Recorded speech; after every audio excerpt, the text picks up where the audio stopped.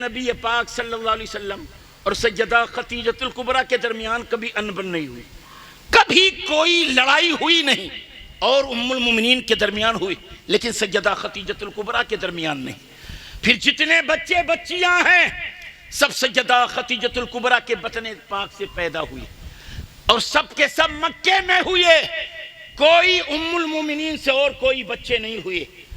और तालीम और तरबियत हुजूर का घराना है, सरकार के घर में बच्चे पैदा हो रहे हैं। सैयदा खातून जन्नत की शान जरा देख लो, आज इनकी जिंदगी अल्लाह की इज्जत की कसम, इनकी शान कितनी बुलंद है। सैयदा खातून जन्नत फातिमा ज़हरा, फिर उसके बाद अहले बैत की जिंदगी का मुताला करते जाओ।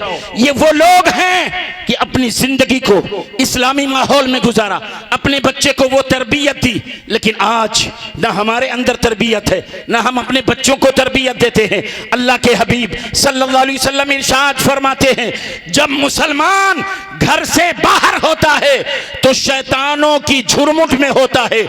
नबी पाक इरशाद फरमाते हैं, जब मुसलमान घर से बाहर होता है तो शैतानों की झुरमुट में होता है। फिर मुसलमान जब अपने घर में आता है तो शैतानों की पूरी टीम, शैतानों की जमात आती है। अगर मुसलमान डायरेक्ट अपने घर में चला गया तो शैतानों की पूरी टीम, पूरी जमात घर में चली गई। जब घर शैतानों से भर गया, आप उस घर से क्या उम्मीद रखेंगे? बेटे माँ से लड़ाई, सास बहू में लड़ाई, एक दूसरे से लड़ाई।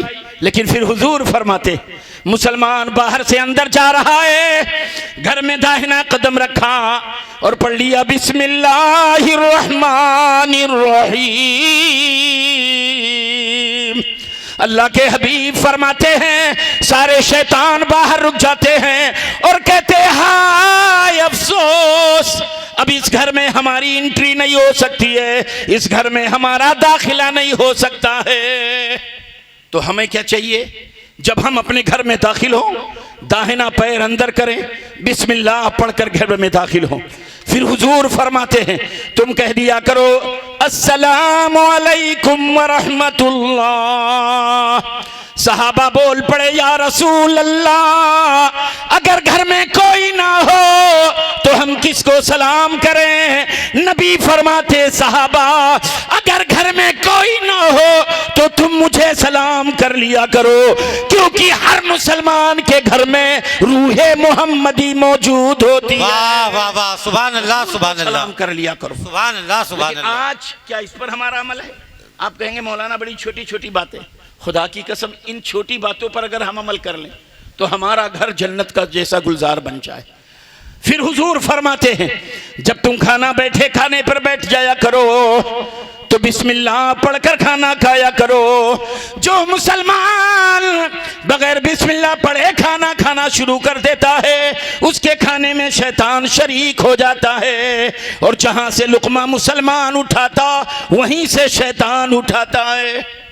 शैतान बड़ा खूबसूरत है, आपके सामने कोरमा बेहतरीन रख दिया जाए, मुर्ग मुसल्लम रख दिया जाए, और कोई खौरहा आदमी आपके दस्तरखान पे बैठा दिया जाए और ऐसे ऐसे खाए और बड़ा गंदा रहे, तो आप कहेंगे यार खाना तो बड़ा लजीज था, बड़ा शाही था, लेकिन जो हमारे साथ खा रहा था बड़ा गंदा था। आप अगर किसी को देखते हैं अजीब हालत में तो कहते हो, रे दादा ये तो शैतान लगता है। तो शैतान कोई खूबसूरत नहीं, बड़ा गंदा। और हुजूर फरमाते, जहां से लुकमा मुसलमान उठाता वहीं से शैतान लुकमा उठाता है। शैतान जहां से लुकमा उठाता वहीं से मुसलमान उठाता। अब बुखारी की हदीस में आ जाओ, अल्लाह के हबीब सल्लल्लाहु अलैहि वसल्लम पर सहाबा कहते हैं, दस्तरखान हुजूर के लिए लग चुका था, सहाबा बैठ रहे थे, इतने में एक आराबी पीछे से आ रहे हैं, ऐसे आ रहे हैं लगता है कोई पीछे से धक्का दे रहा हो।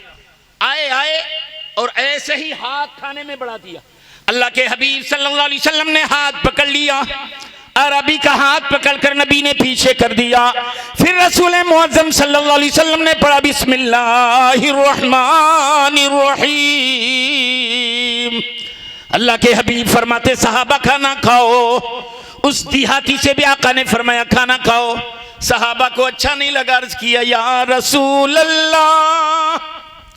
देहाती खाना खाने जा रहा था, आपने हाथ पकड़ लिया, पीछे कर दिया, या रसूल अल्लाह, हो सकता है ज्यादा भूखा रहा हो, आपने उसका हाथ पकड़कर क्यों रोक दिया?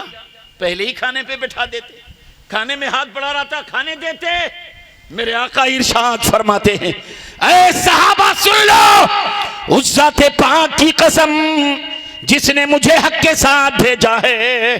बज़ाहिर में देहाती का हाथ पकड़े था, लेकिन देहाती के हाथ में मैं शैतान का हाथ पकड़े हुए था। लेकिन जब मैंने बिस्मिल्लाह पढ़ा तो शैतान भाग गया, देहाती रह गया। देहाती के हाथ में शैतान अपना हाथ लाया था कि खाने में डाल दे जरासीम और खाना सब बेबरकती हो जाए। अल्लाह अल्लाह, पता क्या चला? जब बिस्मिल्लाह पढ़कर खाना ना शुरू करो तो शैतान उस खाने में शरीक होता और अपना जरासीम उस खाने में डालता है। फिर हुजूर फरमाते हैं, जब तुम खाना खाने बैठा करो बिस्मिल्लाह पढ़ लिया करो, और तुम्हारे उंगलियों में जो दाने लग जाएं उसे चुनकर खा लिया करो। प्लेट में जो दाने लगे हैं उसे चुनकर खा लिया करो। तुम्हें नहीं मालूम अल्लाह ने खाने के किस दाने में बरकत रखी है। जरासीम वाला दाना हम खा गए, बरकत वाला दाना हो सकता है उंगलियों में है, हो सकता है प्लेट में हो। आज हमारी प्लेटें जहां धुली जाती हैं वहां कितने चावल होते हैं? आप हमसे ज्यादा जानते हैं, 2-4 किलो चावल होते हैं। जहां प्लेट इकट्ठा की जाती है 2-4 किलो चावल कहां से आते हैं? हमारी आपके प्लेट से, हमारे आपकी उंगलियों से। लेकिन हुजूर फरमाते हैं, ए लोगों, तुम्हारे हाथ में जो दाने लगे रहे, तुम्हारी बर्तन में जो प्लेट में दाने लगे रहे, उसे चुन लो। तुम्हें नहीं मालूम अल्लाह ने खाने के किस दाने में बरकत रखी है।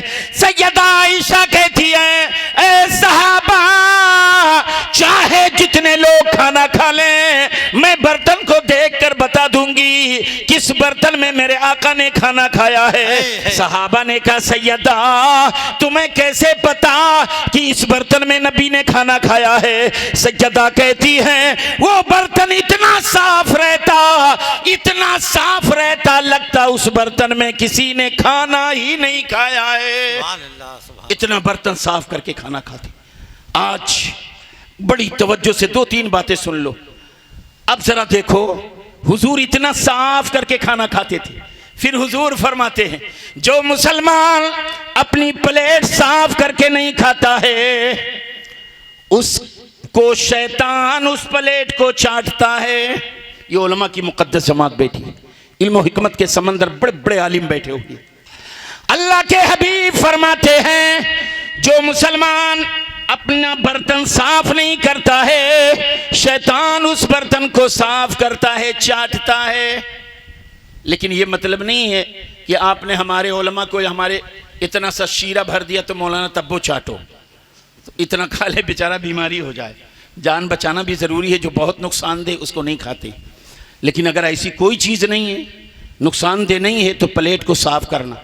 क्योंकि अल्लाह के हबीब फरमाते हैं, जब कोई अपनी बर्तन साफ नहीं करता है, अपनी प्लेट साफ नहीं करता है, तो शैतान उस बर्तन को चाटता है।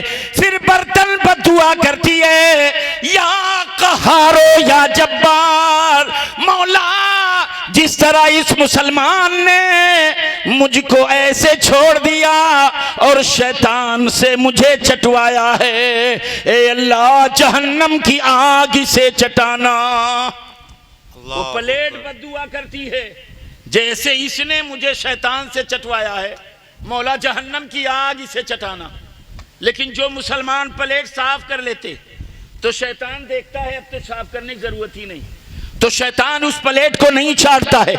फिर वो प्लेट कहती है, या रब्बल आलमीन या अरहमर राहिमीन, जैसे इस मुसलमान ने मुझे शैतान से बचाया है, मौला जहन्नम की आग से इसे बचा लेना। वो प्लेट दुआ करती। तो हमें प्लेट की बद्दुआ लेनी कि दुआ लेनी? ये अब खाने के बाद आप खुद महसूस कर लेना। आप अगर अपने बच्चों को खाना खिला रहे, माँ बहनें खिला रही, प्लेट साफ नहीं कर रहे, उसके जिम्मेदार वो बड़े लोग होते। आप खुद प्लेट साफ कीजिए, बर्तन साफ कीजिए, ताकि वो बर्तन बद्दुआ ना दे, दुआ दे। फिर हुजूर फरमाते हैं, जो मेरी मुर्दा सुन्नत को जिंदा करता है अल्लाह उसे 100 शहीदों का सवाब अता फरमाता। बहुत से बैकवर्ड गांव में हम लोग जाते हैं तो जब प्लेट चाटते हैं तो लोग कहते हैं हजरत और ले लो। वो समझते बेचारे भूखे ना होते तो प्लेटवा चाटते, बड़ी कोशिश करते, अरे हजरत और ले लो और ले लो, बहुत कोशिश करते हैं। वो ये समझ रहे हैं बेचारे भूखे ना होते तो प्लेट ना चाटते, ये भूख की वजह से ये प्लेट चाटते हैं, बहुत प्रेशर डालते कि और ले लो। इसका मतलब ये हुआ नबी की ये सुन्नत मुर्दा हो गई है। तुम प्लेट साफ करके खाओ, प्लेट अल्लाह की बारगाह में दुआ करेगी। तुम प्लेट साफ कर लो तो अल्लाह तुम्हें 100 शहीदों का सवाब अता फरमाता है। इसलिए जब भी खाना खाया करो, और जब बिस्मिल्लाह 2-3 दिन जोर से पढ़ लोगे ना, और तीसरे दिन आप जोर से नहीं पढ़ोगे, आपका बेटा आपको टोक देगा, अब्बा आज आपने बिस्मिल्लाह नहीं पढ़ी। तो ये तरबियत कौन देगा?